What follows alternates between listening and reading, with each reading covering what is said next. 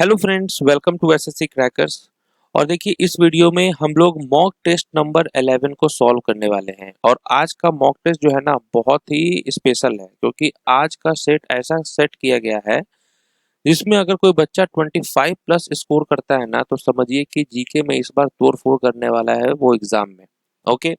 RRB के लिए बहुत ही एडवांस लेवल का मॉक टेस्ट सेट किया गया है यहाँ पर। तो चलिए, कितना स्कोर आएगा कमेंट जरूर कीजिएगा, क्योंकि आज का कमेंट आपके लिए मतलब बहुत इंपॉर्टेंट होने वाला है। चलिए, पहला क्वेश्चन देखिए कि डब्ल्यूएचओ का संविधान जो है वो किस कब लागू हुआ था। ठीक है, एक तारीख जिसे हम हर साल विश्व स्वास्थ्य दिवस के रूप में मनाते हैं। तो डब्ल्यूएचओ ने जो है कब ये संविधान लागू किया था? 7 अप्रैल 1948 को। ओके। नेक्स्ट देखिए, आप उन दवाओं को क्या कहते हैं जो रिसेप्टर साइट से जुड़ती है और इसके प्राकृतिक कार्य को बाधित करती है। चलिए, क्वेश्चन को ध्यान से देखिए और तब आप बताइए कि आंसर क्या होगा। आप कहेंगे एंटागोनिस्ट। नेक्स्ट क्वेश्चन है कि भारत में सबसे पहले नोटा मतपत्र विकल्प कब लागू किया गया था? किस वर्ष लागू किया गया था? नोटा का मतलब क्या होता है? इनमें से कोई नहीं, नन ऑफ द एबव। ये लागू किया गया था 2013 में। नेक्स्ट है, भूमध्य सागर से उठने वाले शीतोष्ण चक्रवातों से पंजाब में वर्षा होने से कौन सी फसलें सबसे ज्यादा लाभान्वित होती हैं? क्या होगा? ध्यान से ऑप्शन देखिए और बताइए क्या होगा करेक्ट आंसर।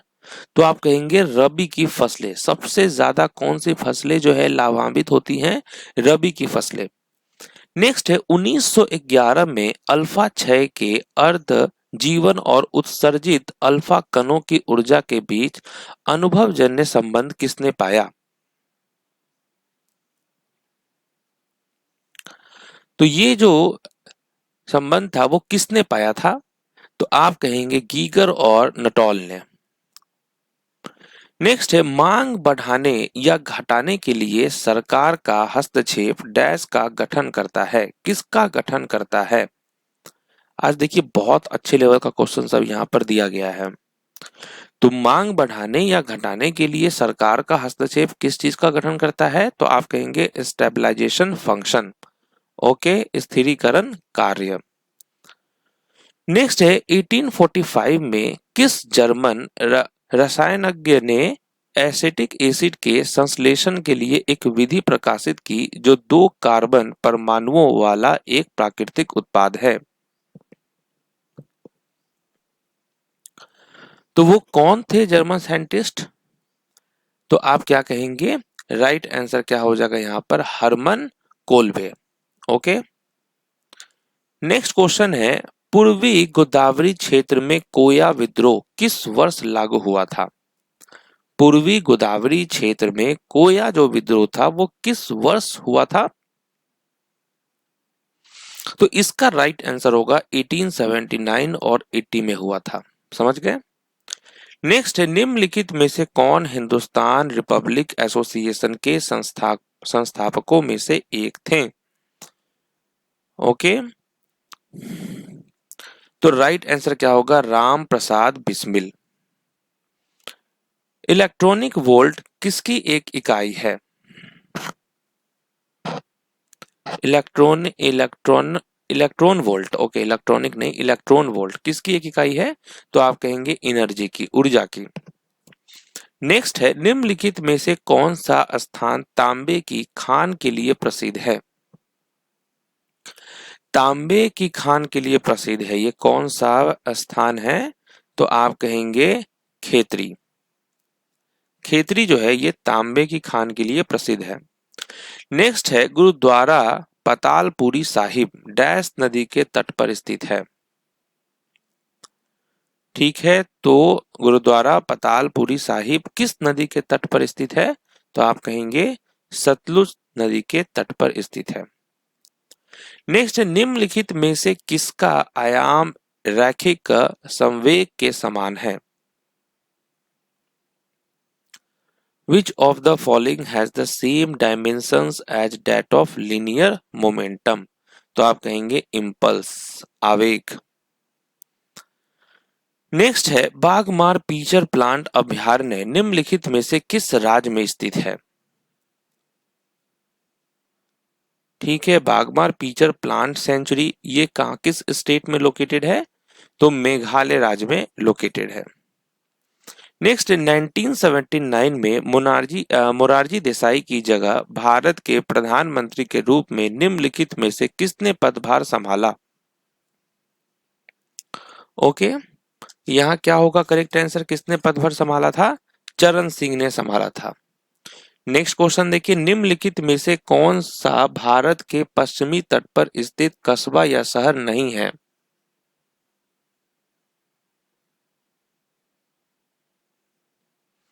तो आप क्या कहेंगे? राइट आंसर होगा गोपालपुर। निम्नलिखित में से किसने लंदन में सर विलियम हर्ट कर्जन वयाली की हत्या की?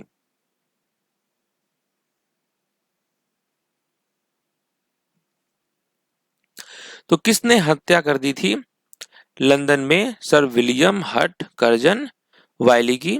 तो आप कहेंगे मदन लाल ढींगरा ने। नेक्स्ट है मैसूर पैलेस डैश का निवास स्थान था? किसका निवास स्थान था मैसूर पैलेस? तो आप कहेंगे वो वोडेयार का। ओके, नेक्स्ट है निम्नलिखित में से किसका उपयोग टूथपेस्ट बनाने के लिए नहीं किया जाता है? ध्यान से बताएंगे इसका आंसर। टूथपेस्ट बनाने के लिए नहीं किया जाता है किसका उपयोग? तो आप क्या कहेंगे? गैलीना। ओके, गैलीना हो जाएगा करेक्ट आंसर। नेक्स्ट है रोवा वन्यजीव अभयारण्य किस राज्य में स्थित है? रोवा वन्यजीव अभयारण्य किस राज्य में स्थित है? तो आप कहेंगे त्रिपुरा राज्य में स्थित है। नेक्स्ट है रुइया गोल्ड कप किस खेल से संबंधित है? रुइया गोल्ड कप किस खेल से संबंधित है? तो राइट आंसर होगा ब्रीच।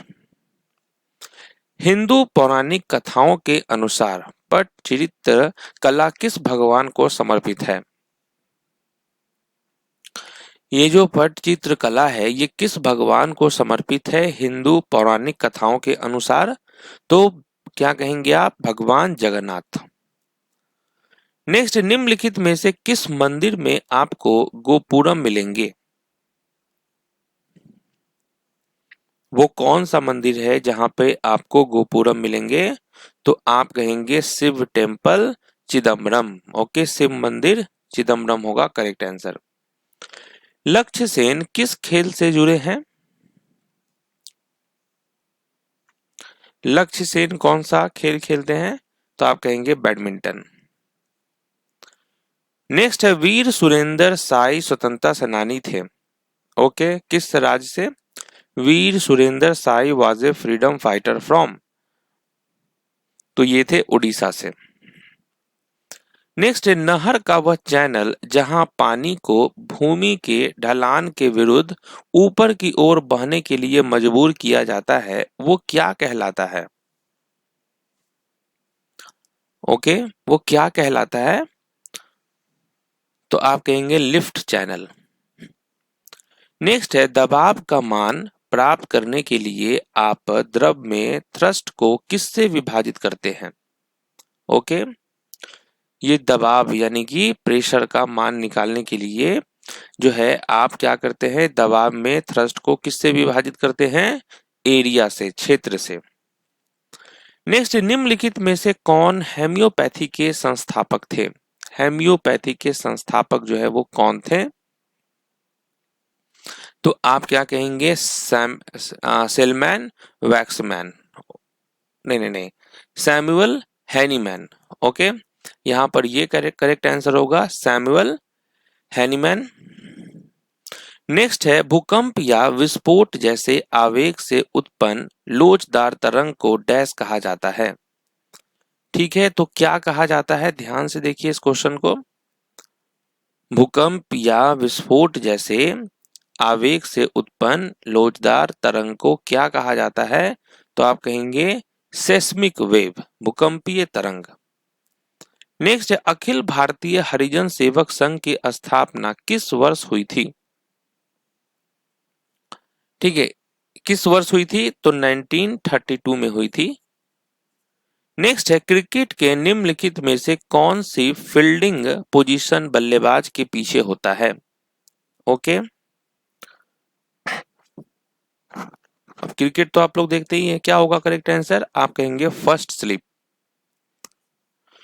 नेक्स्ट है, रमन मैग्सेसे पुरस्कार की स्थापना जो है किस वर्ष में की गई थी? रमन मैग्सेसे पुरस्कार की स्थापना किस वर्ष की गई थी? तो 1957 में किया गया था रमन मैग्सेसे अवार्ड की स्थापना। नेक्स्ट है, गर्भनाल में कितनी धमनियां होती हैं? ओके, तो कितनी धमनियां होती हैं? तो आप कहेंगे 2। भारतीय संविधान के निम्नलिखित में से कौन सा अनुच्छेद राष्ट्रपति को अध्यादेश जारी करने की शक्ति प्रदान करता है? कौन सा अनुच्छेद है? तो आप कहेंगे अनुच्छेद 123। नेक्स्ट है, आलुयाटू किस राज्य का एक लोक नृत्य है?